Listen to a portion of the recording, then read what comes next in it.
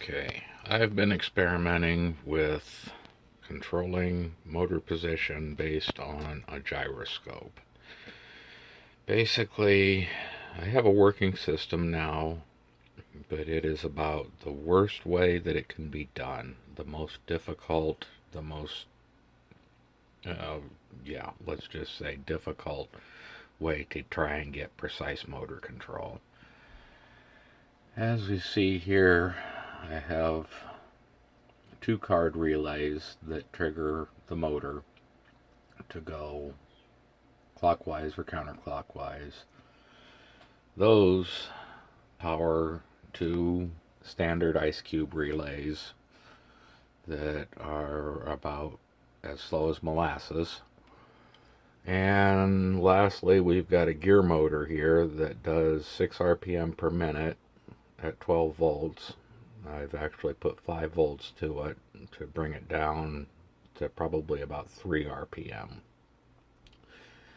So anybody that knows anything about high-speed control knows that this is probably about the worst we can get as far as a circuit to drive this motor and the motor that was chosen. The control is done in a Raspberry Pi via codices.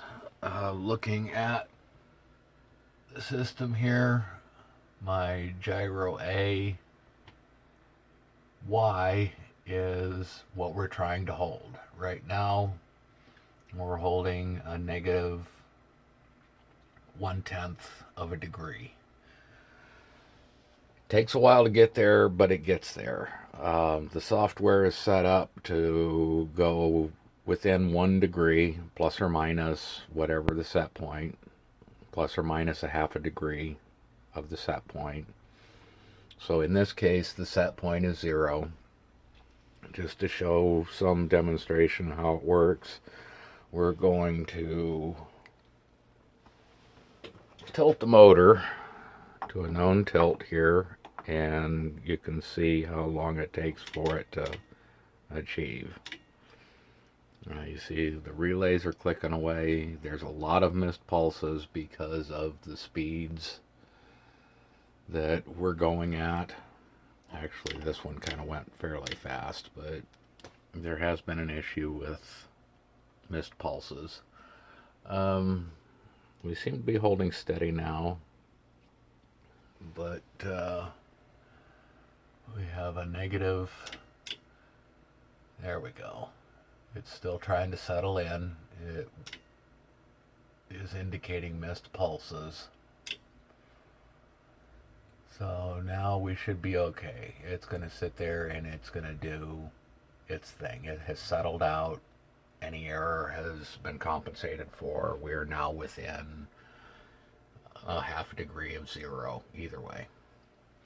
So we remove the pin, and the motor will start hunting for 0, as you can hear.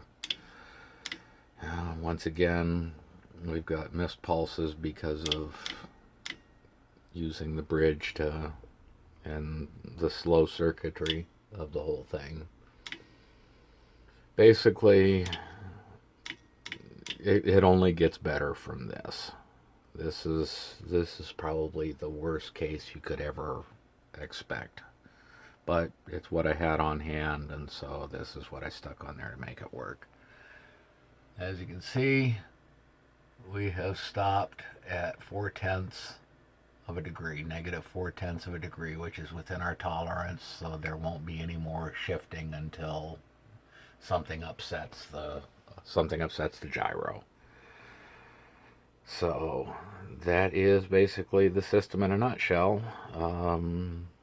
It can more or less can be set up to follow the gyro in pretty much any application.